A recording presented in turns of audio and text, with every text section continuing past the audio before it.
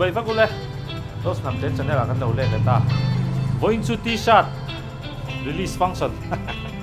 nghe lâu thì đi ta PC t-shirt kan release zona hay các channel t-shirt tuan hay Bedlander show anh lom khom le trap tua hay là mi Bedlanders member thar lo mani hi tuan hay rong an noi zo chia ala bal deu laka lo thetiam ton ni tuan ka t-shirt thi hi lai mi hi ania hey hi let's get lost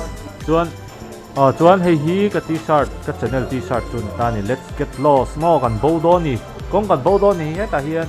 nos moto adv ti ka da boka he t-shirt thi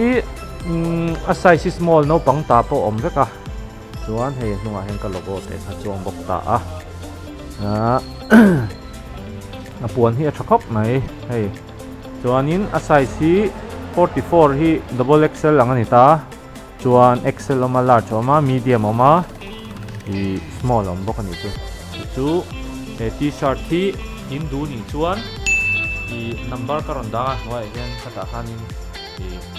meron message me nga ani lopon Instagram akhan los nam te dikan chonga khata khanin order thea ka channel atang ko hen comment satang ko han order te thoni chu i indu size kha inron soinga karon thon vek thea i khoi huna po khove la ka thon thei chu mo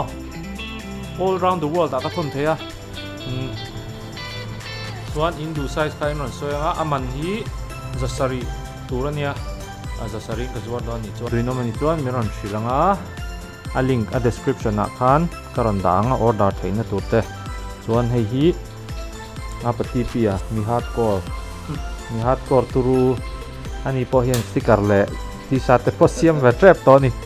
hei hi Bedlanders pu kania hei PC a dorania hei PC po alo dam le tan to ani po right le thei trap tong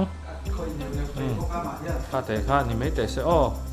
khoi takin min lo le sak theu do nia drone man tur ka tuak ve a man tur te ka tuak ve a yeah channel min support na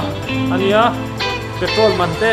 kan lo nei ve thing na te pui fanau a dai par man lo pasan nei ve thing na t-shirt kan lo le sak theu